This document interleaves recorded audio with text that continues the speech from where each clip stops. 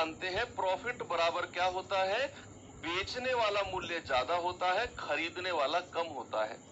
अब लाभ किसका हुआ है, उसे 9 वस्तु के विक्रय मूल्य के बराबर, विक्रय मूल्य यानी कि एसपी, तो 9 वस्तु के विक्रय मूल्य यानी कि 9 एसपी। कितनी वस्तुओं का लेन देन हुआ, 36 का, तो इसको हम कह सकते हैं 36 एसपी और इसको हम कह सकते हैं 36 सीपी, और इसमें से ये माइनस कर दो। देखो ये इधर आकर प्लस होगा, ये उधर आकर माइनस हो जाएगा, तो ये जब इधर आएगा तो 36 सीपी और ये 36 में से माइनस होगा तो 27 एसपी। तो 9 से कटेगा 9 तिया 27, 9 से कटेगा 9 चौके 36, तो क्रय मूल्य और विक्रय मूल्य का रेशियो क्या हो गया, इसके सामने 3 और इसके सामने 4। यानी कि किसी भी चीज को 3 रुपए में खरीद कर 4 रुपए में बेचा जाता है तो भाई साहब उसे तो प्रॉफिट ही होगा, लाभ ही होगा। कितने का, 1 का। अगर प्रॉफिट परसेंटेज मैं कहूंगा तो 1 बटा, और खरीदा कितने में गया है, 3 में, और इंटू 100।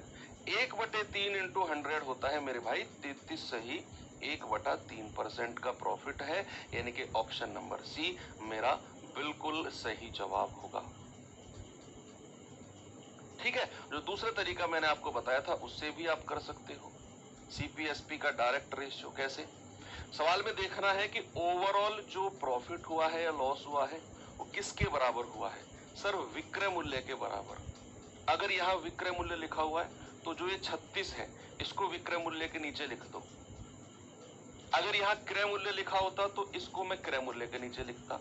अब आप खुद मुझे बताओ, आप कोई चीज 36 रुपए में बेचते हो, सुना मेरी बात, आप ना कोई चीज 36 रुपए में बेचते हो और आपको 9 वस्तुओं का लाभ हो रहा है ना, आप कोई चीज 36 रुपए में बेचते हो और आपको 9 रुपए का लाभ हो गया। कोई चीज आपने 36 रुपए में बेच दी और आपको 9 रुपए का लाभ हो गया, तो आप उसे खरीद कर कितने में लाए होगे, 36 से ज्यादा में खरीद कर लाए होगे या 36 से कम में। सर 36 रुपए में बेचने पर अगर लाभ हुआ है तो मैं जो उसे खरीद कर लाया होऊंगा ना वो 36 से कम में खरीद कर लाया होऊंगा, तभी तो 36 में बेचने पर लाभ हुआ। प्रैक्टिकल सोचो, ज्यादा दिमाग में रट्टाफिकेशन डालोगे तो चीजें वो पहुंचेंगी नहीं जो मैं आपको पहुंचाना चाह रहा हूं आपके दिमाग में, है ना। 36 में आप बेच रहे हो तो आपको प्रॉफिट हो रहा है, तो आप खरीद कर लाए होगे 36 से कम में। कितना कम है, ये 9 माइनस कर दो, 36 माइनस 9 यानी कि 27, और ये रेशियो बन गया कि 9 तिया 27, 9 चौके 36, वही रेशियो जो हमने यहां पर बनाया था। Very good. चलो ये तो कल का होमवर्क था बच्चे, एक सवाल और दे देता हूं आपको मैं, फिर हम टाइप चेंज करते हैं। इसके बाद में एक नए टाइप का सवाल आपको कराऊंगा और मजा आएगा उसमें, थोड़ा सा कैलकुलेशन है, थोड़ा सा उसका ट्रिक है, हो जाएंगी चीजें।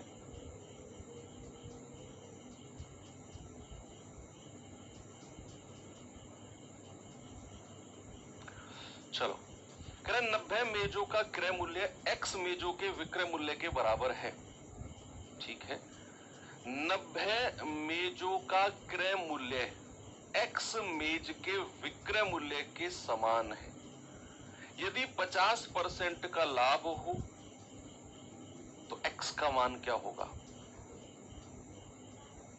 आप मुझे एक बात बताओ, पहली लाइन देखो बस, जस्ट पहली लाइन, बाद अगली लाइन को पढ़ो ही मत, भूल जाओ अगली भी लाइन कोई जिंदगी में है, आपकी जिंदगी में ही पहली लाइन है कि 90 मेज का जो क्रय मूल्य है, क्या मैं उसको ऐसे लिख सकता हूं 90 सीपी, और ये किसके बराबर है मेरे भाई, एक्स मेज के विक्रय मूल्य के। दूसरी लाइन पढ़ मत देना बिल्कुल जब तक मैं ना कहूं। 90 मेज का क्रय मूल्य 90 सीपी एक्स मेज के विक्रय मूल्य के बराबर, यानी कि एक्स एसपी, और यहां से अगर मैं कहूं कि सीपी और एसपी का रेशियो कितना हुआ है, आप क्रय मूल्य का जो रेशियो है वो x बटे 90 है। कोई दिक्कत है किसी को, भाई इस चीज को या तो ऐसे लिखो या ऐसे लिखो, कोई दिक्कत नहीं है। अब आ जाओ दूसरी लाइन पे, अब पहली लाइन को रफ कर दो अपने दिमाग में से। अब देखो, उसने कहा यदि 50% का लाभ होता है, बच्चे 50% का प्रॉफिट, इस बात से आप क्या समझते हो। अगर मैं आपसे कहूं जरा मुझे यहां सीपीएसपी का रेशियो बताना, 50% के प्रॉफिट से मुझे क्रय मूल्य और विक्रय मूल्य का रेशियो। सर 50% का लाभ मतलब 100 में अगर वस्तु को खरीदा जाए तो 150 में बेचा जाएगा, है ना। 50% का लाभ है, 50 दूनी 100, 50 दिया 150। तो क्या मैं ये x बटे 90 को 2/3 के बराबर कह सकता हूं? भाई ये भी तो क्रय मूल्य और विक्रय मूल्य का ही अनुपात है, ये भी तो क्रय मूल्य और विक्रय मूल्य का ही अनुपात है, और ये भी हमने क्रय मूल्य विक्रय मूल्य का रेशियो था। दोनों को बराबर कर दिया 2/3 के, तो 3 से जाएगा 30 बार, नीचे वाली संख्या कट जाती है अगर कट रही होंगी तो। क्रॉस मल्टीप्लाई करेंगे तो x बराबर कितना आ गया? 30 गुणा 2 that is 60। Option number A मेरा सही जवाब है। तो आपने क्या करना है, एक तो आपने अनुपात ऊपर से निकाला सीपीएसपी का, ये निकाला x/90। फिर हमको दिया हुआ था कि 50% का प्रॉफिट भी हो रहा है, तो मैंने फिर सीपीएसपी का रेशियो बना लिया 2:3 का। ये वाला अनुपात x/90 ये 2/3 के बराबर कर दिया। नीचे वाला 3 90 से कटा 30 बार और 30 की 2 में गुणा हुई तो हमको मिला 60। खत्म टाइप। अगले टाइप पे चलते हैं, don't worry, tension free. Okay, आते हैं टाइप नंबर 6 की तरफ, और ये बड़ा मजेदार टाइप है। पहला, जब मैं तरीका आपको इस सवाल का कराऊंगा आपको बहुत परेशानी होगी, और दूसरा तरीका ऐसे मुंह बना बना के कहोगे तुम। जब दूसरा तरीका कराऊंगा तो आप कह दोगे सर मजा आ गया, ठीक है। लेकिन दूसरे तरीके के लिए आपको पहला तरीका जो है वो पढ़ना पड़ेगा, वो सीखना पड़ेगा। उससे भी पहले आपको मैं एक बात जरूर पूछना चाहूंगा कि आपने 100 रुपए में बेचा है और आपको जो लाभ हुआ है वो 10 रुपए का है, तो आप उसे खरीद कर कितने में लाए होंगे? जल्दी से आप मुझे बताओ। मुझे बताओ कि किसी वस्तु को आपने 100 रुपए में बेचा और आपको 10 रुपए का प्रॉफिट हो गया। बस करो यार, आपको 10 रुपए का प्रॉफिट हो गया तो आप उसे खरीद कर कितने में लाए होंगे? जल्दी से बताओ कि भैया मैंने 100 में बेचा और 100 में बेचने पर 10 का लाभ हो गया, मतलब मैं 100 से कम में खरीद कर लाया होऊंगा, तभी तो 100 में बेचने पर लाभ हुआ है। यानी कि अगर आपके पास विक्रय मूल्य है और आपके पास लाभ है, प्रॉफिट मतलब लाभ अगर आपके पास है, तो मेरे भाई क्रय मूल्य निकालने के लिए इसमें से इसको माइनस कर देंगे। ये बात तो वही है ना, मैंने आपको सिखाया था, इधर P आ जाएगा तो प्रॉफिट बराबर SP माइनस CP, ये तो मैंने लिखवाया आपको। लाभ बराबर विक्रय मूल्य माइनस क्रय मूल्य, सिखाया है ना।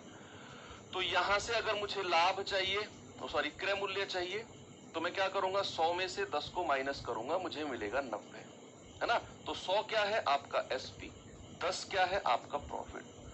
अगर क्रय मूल्य चाहिए होता है तो विक्रय मूल्य में से लाभ को माइनस करते हैं। यहीं पर अगर मैं आपसे कहूं, ये तो एग्जाम्पल 1 हो गया, यहीं पर अगर मैं आपसे कहूं कि किसी वस्तु को आपने जो है ना वो 100 रुपए में बेचा है और आपको लॉस हो गया है, हानि हो गई है 10 रुपए की, तो आप उसे खरीद कर कितने में लाए होंगे? बिल्कुल प्रैक्टिकली सोचना है। मगर जब चीजें समझ में ना आए ना तो बिल्कुल प्रैक्टिकली सोचो कि यार मैं दुकानदार हूं, मैंने कोई वस्तु 100 रुपए में बेच दी और 100 रुपए में बेचने पर मुझे 10 रुपए का नुकसान हो गया। अगर 100 रुपए में बेचने पर 10 रुपए का नुकसान हुआ है तो मैं 100 रुपए से ज्यादा में खरीद कर लाया होऊंगा या 100 रुपए से कम में? भाई 100 में बेचा, नुकसान हो गया, मतलब मैं तो 100 रुपए में 100 रुपए से ज्यादा में खरीद कर लाया होऊंगा। तो अगर लॉस आपको दिया हुआ है और आपको क्रय मूल्य यानी कि कॉस्ट प्राइस चाहिए, तो एसपी में क्या करते हैं, हम लॉस को जोड़ देते हैं, तो हमको क्रय मूल्य मिल जाता है, यानी कि 100 में 10 को जोड़ देंगे, हमें क्या मिलेगा, हमें 110 मिलेगा। देखो वही आसान चीजें हैं, लेकिन उनको तोड़ मरोड़ कर किस फॉर्म में यूज कर लिया जाए वो पता नहीं। इसीलिए मैं कहता हूं बेसिक कॉन्सेप्ट पे पकड़ बहुत मजबूत होनी चाहिए, बहुत मजबूत पकड़ होनी चाहिए।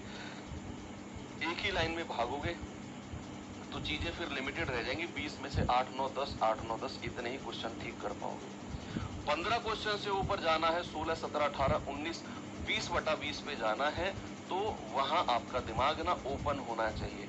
लिमिटेड चीज पढ़ के लिमिटेड एरिया में रहकर बड़े बड़े सवालों से, अच्छे अच्छे क्वेश्चन से डर कर 20 में से 20 सवाल ठीक नहीं होते हैं। सच्चाई से वाकिफ हो।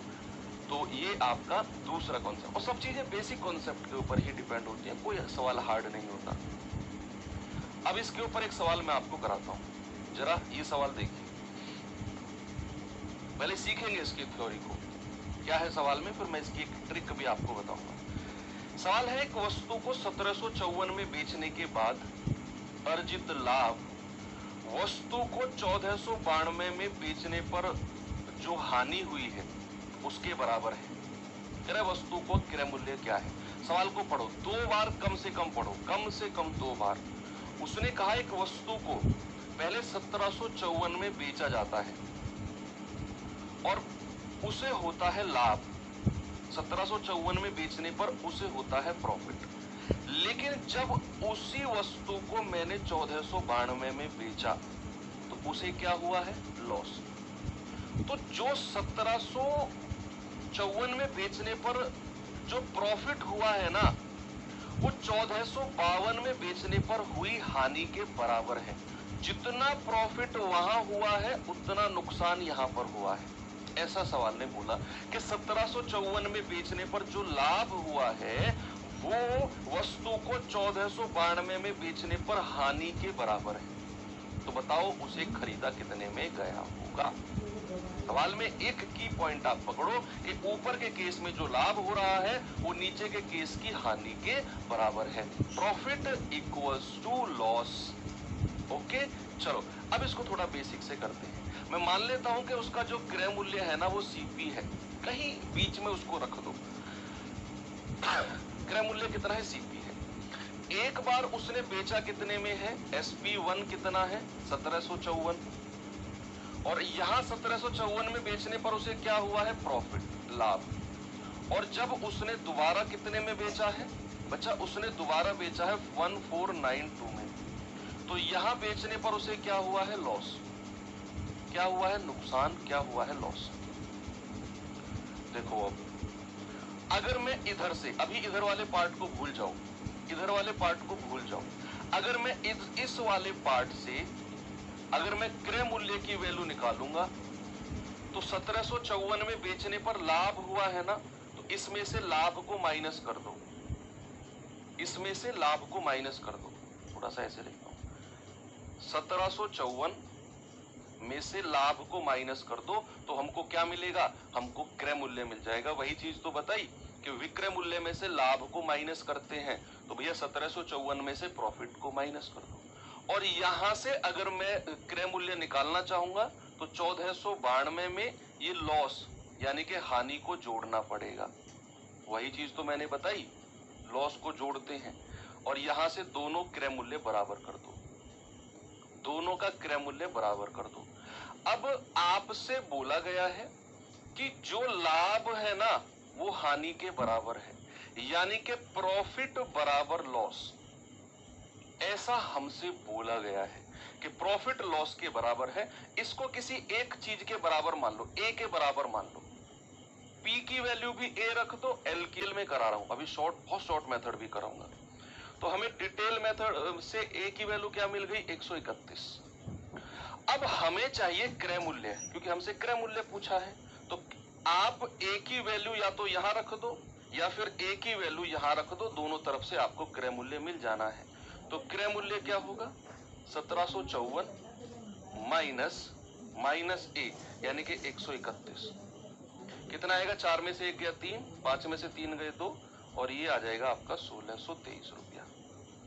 ये रहा ऑप्शन नंबर बी। ये तो हो गया इसका। सर 2a कैसे आया भाई, ये माइनस का a है, ये माइनस का a उधर जाकर जब इस a में जुड़ेगा तो a प्लस a कितना हो जाएगा, 2a ही तो होगा, इसलिए 2a मैंने लिखा। ये तो हो गया इसका डिटेल मेथड। चलते हैं इसके बहुत ही ज्यादा शॉर्ट मेथड पे, बहुत ज्यादा शॉर्ट मेथड। एक होता है शॉर्ट, एक होता है बहुत ज्यादा शॉर्ट मेथड। क्या है उसके लिए मैं रफ कर रहा हूं, ये सब रफ कर रहा हूं मैं, कुछ जरूरत नहीं है हमको, ये सब रफ कर रहा हूं मैं। इसकी भी जरूरत नहीं, इसकी भी नहीं, इसकी भी नहीं, इसकी भी नहीं। फिर करना क्या है जरा देखो, दोनों को एक क्यों माने, क्योंकि बच्चे उसने बोला है कि होने वाला जो लाभ है वो हानि के बराबर है, जो लाभ है हानि के बराबर है। तो जितना प्रॉफिट होगा उतना लॉस होगा। तो प्रॉफिट को भी मैंने ए मान लिया, लॉस को भी ए मान लिया, इसीलिए दोनों का बराबर ए माना है। अब सुनो, जब भी ऐसा सवाल आपको देखने को मिले कि होने वाला जो लाभ है वो होने वाली हानि के बराबर है, जब भी आपको ऐसा सवाल मिले कि होने वाला लाभ बराबर होने वाली हानि, यानी कि इंग्लिश में अगर मैं कहूं कि जब भी प्रॉफिट बराबर लॉस आपको मिले इस तरह के सवालों में, प्रॉफिट बराबर लॉस आपको मिले इस तरह के सवालों में, ये जो मैं अभी आपको तरीका बता रहा हूं वो प्रॉफिट बराबर लॉस जब भी होगा उसके लिए है। अगर प्रॉफिट बराबर लॉस नहीं होगा तो उसके लिए भी अलग से मेरे पास सवाल है। फिलहाल आप ये देखो कि जब भी होने वाला लाभ होने वाली हानि के बराबर है, बराबर ना होगा तो उसके लिए आगे वेट करो थोड़ा सा, कि होने वाला लाभ बराबर होने वाली हानि के बराबर है, तो आपका क्रय मूल्य डायरेक्ट निकलेगा कि SP1 पहले वाला सेलिंग प्राइस प्लस SP2 दूसरे वाला सेलिंग प्राइस और डिवाइडेड बाय 2। ये आप तरीका ध्यान में रख लो और आपका सवाल बड़ा आसान हो जाएगा। सीधा क्रय मूल्य, मैंने कहा कि जब भी जो अर्जित लाभ है के बराबर है, तो जो दोनों विक्रय मूल्य आपको दिए हुए हैं ना, दोनों को जोड़कर 2 से डिवाइड कर दो, सीधा आपका क्रय मूल्य आपके हाथ में होगा। तो यहां से मैं कह सकता हूं कि क्रय मूल्य कितना है मेरे भाई, 1754 प्लस 1492 और बटा 2, कितना आ जाएगा, 4 और 2 6, 9 और 5 14 हासिल का 1, 7 और 4 11 और 1 12 हासिल का 1, 1 2 और यहां बटा 2 करेंगे, 2 से जाएगा, 2 एकम 2, 2 छिक्के 12, 2 दूनी 4, 2 तिया 6, 1623 आपका जवाब आ गया ऑप्शन नंबर बी।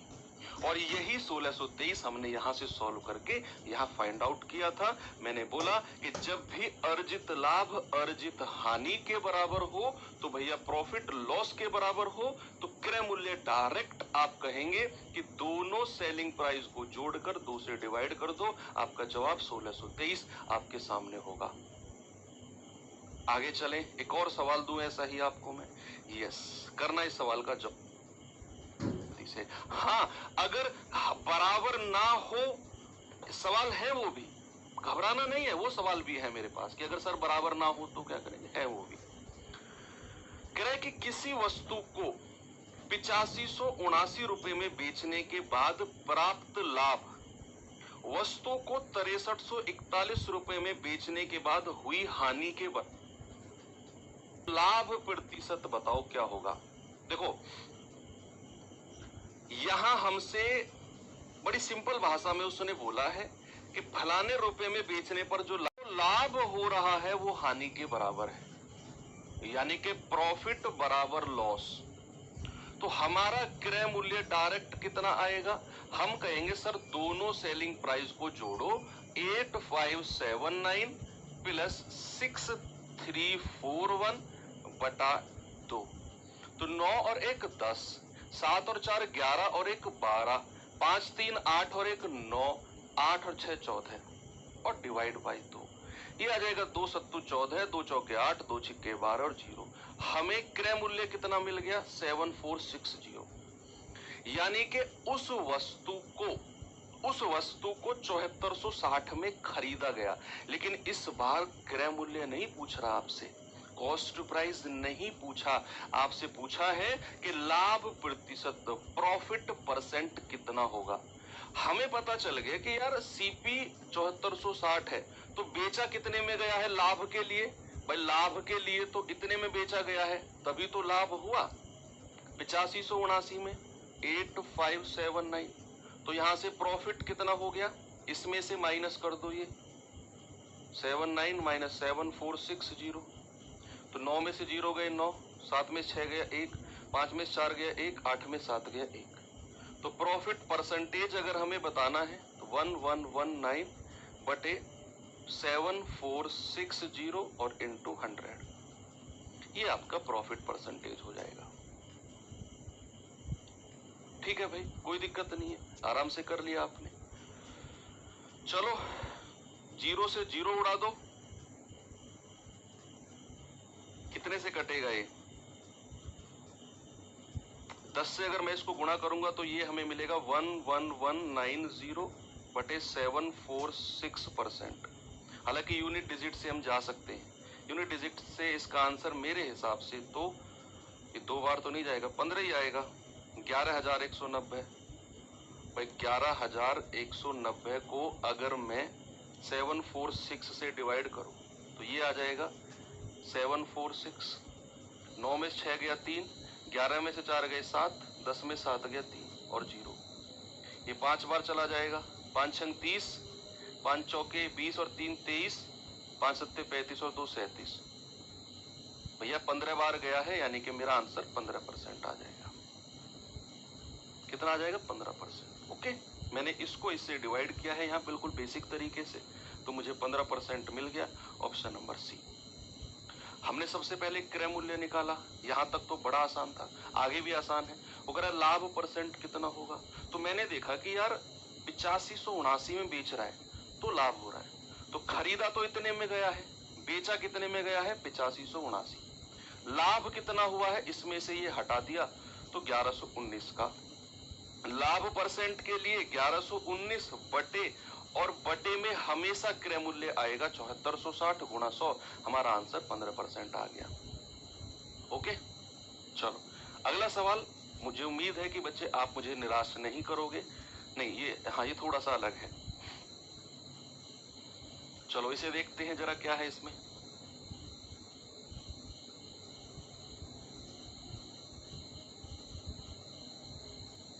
थोड़ा सा इसको भी देखते हैं। किसी वस्तु को 1500 रुपए में बेचने पर, किसी वस्तु को 1500 रुपए में बेचने पर, सर अगर सेलिंग प्राइस पूछता तो, सेलिंग प्राइस पूछता ना तो मैं तुम्हारे पास आकर तुम्हारे सर में अपना सर मार के ना दोनों के सर फोड़ लेता।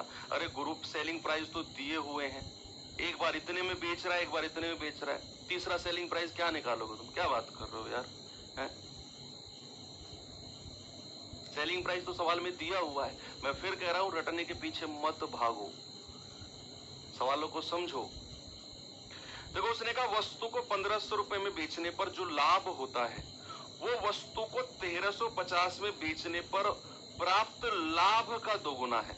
ये सवाल अब अलग है, ये जो सवाल है ना ये अब अलग है। वो कह रहा है किसी वस्तु को 1500 रुपए में बेचने पर जो प्रॉफिट हुआ है वही प्रॉफिट 1350 रुपए में बेचने पर होने वाले लाभ का डबल है। दोनों केस में लाभ हो रहा है, दोनों। जब वो 1500 में बेच रहा है तब भी उसे प्रॉफिट हो रहा है, जब वो 1350 में बेच रहा है तब भी उसे लाभ हो रहा है। और एक चीज उसने और ऐड कर दी कि यहाँ जो लाभ हो रहा है ना वो इस लाभ के बराबर नहीं है, वो इस लाभ का डबल है। नीचे वाले लाभ का, नीचे वाले प्रॉफिट का डबल है ऊपर वाला प्रॉफिट। यानी कि यहाँ 1500 में बेचने पर जो आप प्रॉफिट कमाओगे ना वो 1350 में बेचने पर लाभ का डबल होगा। तो पूछ रहा है बताओ आपने कितने में उसे खरीदा होगा। इस तरह के सवालों को अब क्या करना है, अब ऐसे मत करना क्रय मूल्य बराबर दोनों को जोड़कर 2 से डिवाइड कर दो, नहीं। वो जो दोनों को जोड़कर 2 से डिवाइड करते हैं ना वो केवल एक ही कंडीशन में करते हैं, किसमें? जहां प्रॉफिट लॉस के बराबर हो, लाभ हानि के बराबर हो, उसी केस में। यहां नहीं करेंगे, यहां चीजें थोड़ी सी चेंज होंगी। कैसे, जरा देखते हैं। भाई मैं बीच में क्रय मूल्य रख लेता हूं। इधर उसने बेचा है 1500 में, तो उसे क्या हुआ है? उसे हुआ है प्रॉफिट। और इधर उसने बेचा है कितने में? 1350 में, तो इधर क्या हुआ है? उसे लॉस। अब सुनो, सॉरी, प्रॉफिट हुआ है इधर भी क्या हुआ है? प्रॉफिट हुआ है इधर भी। ये P1 है, ये P2 है। अब उसने बोला है कि जो आपको 1500 में बेचने पर लाभ हो रहा है ना वो 1350 में बेचने पर लाभ का डबल है। लाभ का डबल है। मैं इसका शॉर्ट भी बताऊंगा आपको। अभी आप देखो 1350 में बेचने पर जो प्रॉफिट हुआ है, अगर मैं उसको ए मान लूं, अगर मैं उसको ए मान लूं कि 1350 में बेचने पर उसको जो लाभ हुआ है वो ए है, तो ये वाला लाभ कितना हो जाएगा, मैं यहां क्या लिख दूं? 1500 में बेचने पर जो लाभ होगा उसको मैं क्या लिखूंगा, ए के टर्म में। जिसने भी बता दिया मजा आ जाएगा, आज का दिन बन जाएगा मेरा। इस बात का आप मुझे जवाब दे दो बस। मैंने आपसे बोला बच्चे कि उसने 1350 में बेचा, उसे जो लाभ हुआ है मैंने वो ए मान लिया। तो जब वो 1500 में बेचेगा तो जो उसे लाभ होगा मैं यहां क्या लिख दूं? यस, वेरी गुड, मजा आ गया कि सर ये वाला जो लाभ है ना 1500 में बेचने पर, ये 1350 में बेचने पर लाभ का दोगुना है। ये अगर मैंने ए माना है तो ये कितना हो जाएगा सर? 2a हो जाएगा, 2a, उसका डबल हो जाएगा, है ना। अब यहां से अगर मैं 1500 में से इस 2a को माइनस कर दूं तो मुझे क्रय मूल्य मिल जाएगा, और ये भी लाभ है तो 1350 में से आपको ये ए माइनस करना पड़ेगा। भाई दोनों केस में लाभ है, दोनों केस में प्रॉफिट है, तो लाभ को तो माइनस करते हैं, हानि लॉस को प्लस करते हैं। यहां तो यहां भी लाभ, यहां भी लाभ, तो दोनों जगह माइनस करेंगे। अब क्या करना है, ये माइनस का 2a उधर जाकर प्लस का 2a हो जाएगा, ये इधर आकर माइनस का हो जाएगा। तो 1500 माइनस 1350 बराबर ये उधर आकर प्लस का हो जाएगा 2a, और ये माइनस का a, तो ये आएगा 150 बराबर a। भाई 2 में से 1 गया तो a की वैल्यू 150 मिल गई। बस क्रय मूल्य आप निकाल लो, भाई क्रय मूल्य आप निकाल लो, या तो a की वैल्यू यहां रख दो या a की वैल्यू यहां रख दो, दोनों केस में क्रय मूल्य ही आएगा। तो क्रय मूल्य कितना आ गया? 1350, और उसमें से a माइनस कर दो यानी कि 150। आपका जवाब कितना हो गया? 1200। Option number A. एक तो तरीका ये हो गया बेसिक। दूसरा क्या तरीका हो सकता है, चलो देखते हैं। दूसरा इस सवाल का क्या तरीका हो सकता है भाई साहब, कि इसको मैं यहां से रफ कर रहा हूं, इन सबको मैं रफ कर रहा हूं यहां से। दूसरा मेथड मैं आपको देख रहा हूं, जो भी आपको दोनों में अच्छा लगे उससे आप कर लेना। देखो उसने साफ साफ बोला है जो 1500 रुपए में बेचने पर लाभ हुआ है ना, उसको मैंने P1 मान लिया। जो 1350 में बेचने पर लाभ हुआ है उसको मैंने P2 मान लिया। तो P1 और P2 का रेशियो क्या हो जाएगा?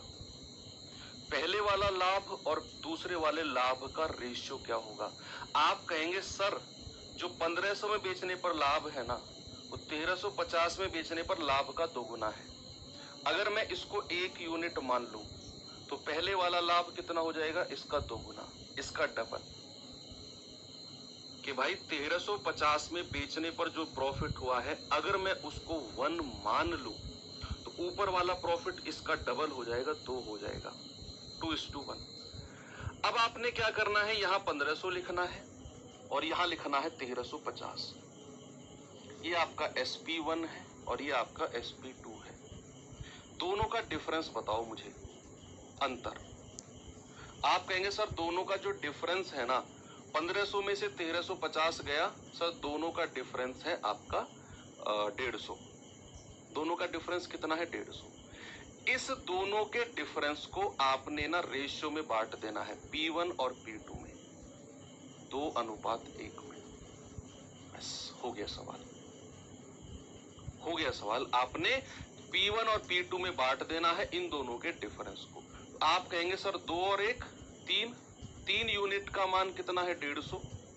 तो 1 यूनिट की वैल्यू कितनी हो जाएगी? 150/3 यानी कि 50। 1 यूनिट की वैल्यू कितनी हो जाएगी? 150/3 यानी कि 50। अच्छा कुछ और लिखना था क्या?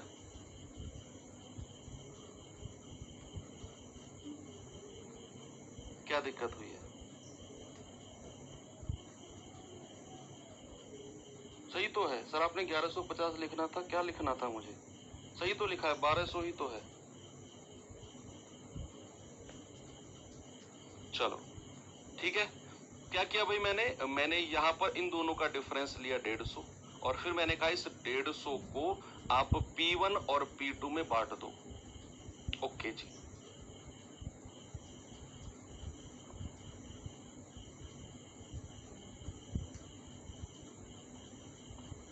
चलो अब हम क्या कर सकते हैं इसमें, हम अगर इसे P1 और P2 में बांट देते हैं, क्या हमें कुछ मिलेगा इससे? भाई एक यूनिट का मान 50, तो इसकी वैल्यू 50 हो जाएगी और इसकी वैल्यू 100 हो जाएगी। ये इस लाभ का दोगुना है। दोनों केस में उसको प्रॉफिट भी हो रहा है, तो यहां से तो हमें कुछ ज्यादा मिलने वाला नहीं है।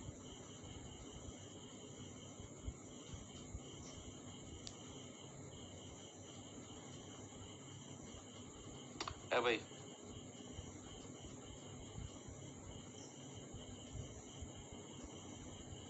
यहां से तो हमें कुछ ज्यादा मिलने वाला है नहीं।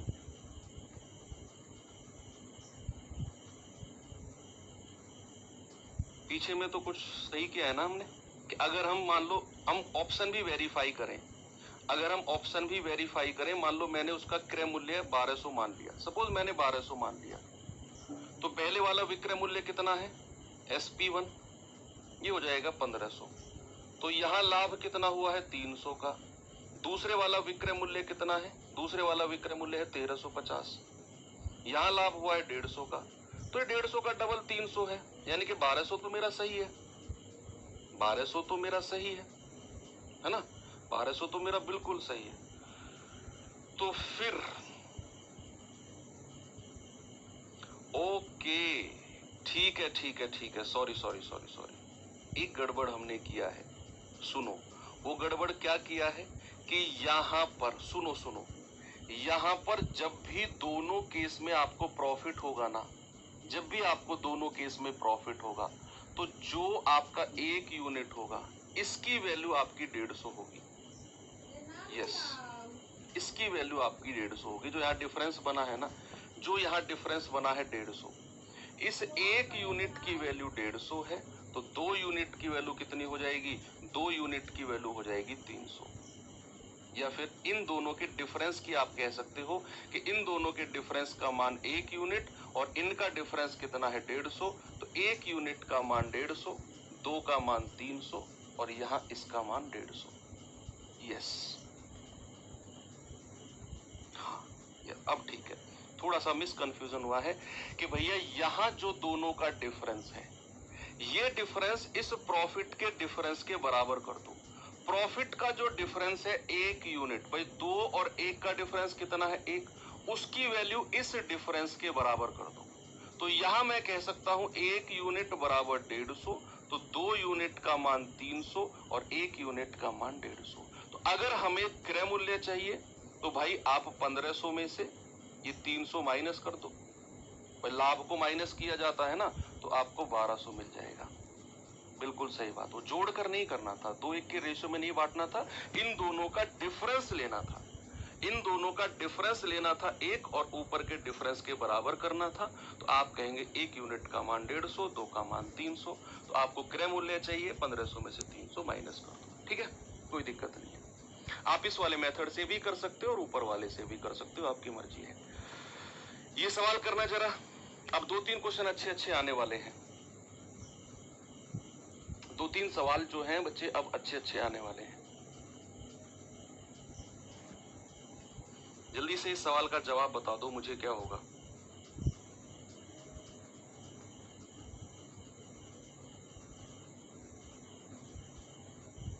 एक क्वेश्चन एसएससी जीडी 2024 का भी आया हुआ है।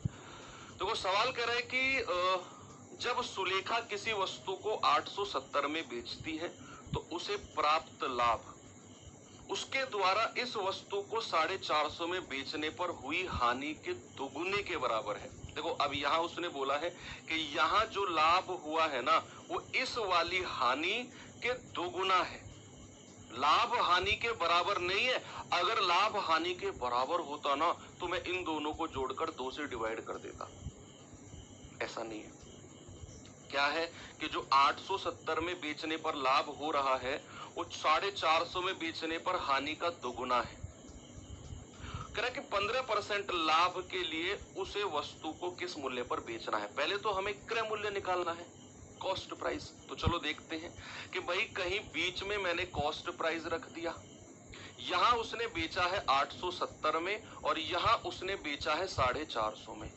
जब वो 450 में बेच रही है तो उसे लॉस हो रहा है, और जब 870 में बेच रही है तो उसे प्रॉफिट हो रहा है, लाभ हो रहा है। और सवाल ने साफ बोला है कि 870 में बेचने पर जो प्रॉफिट हो रहा है ना, वो हानि का डबल है, वो लॉस का डबल है।